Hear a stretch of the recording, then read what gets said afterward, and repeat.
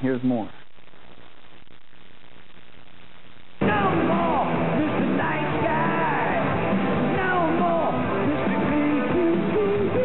After a 4-year hibernation, the question remains, where has Alice Cooper been?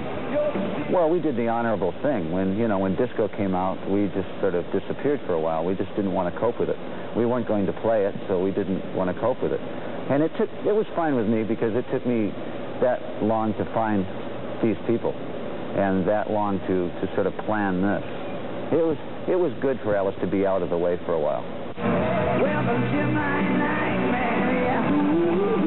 For his Nightmare Returns tour, Alice is accompanied by several boa constrictors, but slithering snakes are only part of what promises to be a truly horrifying experience. Some of the illusions are pretty bloody, I don't mind saying. The imagination is pretty much, the technology is caught up with the imagination, really. We used to think about things and say, boy, I wish we could do that, I wish we could get this guy's leg to fall off and stuff, And now we can do that to music.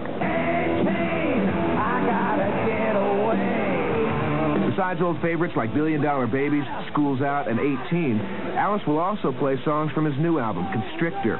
Now a 38-year-old grandfather, Alice Cooper is also a grandfather of heavy metal. There's a heavy dedication out there to the Alice kind of thing. I look at bands like in BAM magazine and all these things, and I see a lot of Alice. I am proud of that. I don't sit back and say, I own that. All I can say is that the vision was correct in 1970. It still is.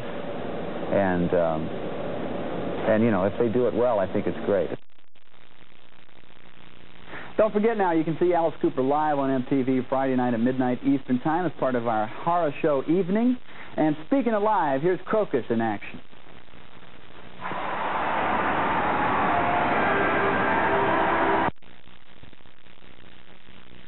Heavy metal without hairspray would be like opera without a fat lady, like a hot dog without a bun, like a bun without pants. Let's take a look at the long legacy of big hair and painted faces in the wild world of loud rock and roll. What do you think of when you think of heavy metal?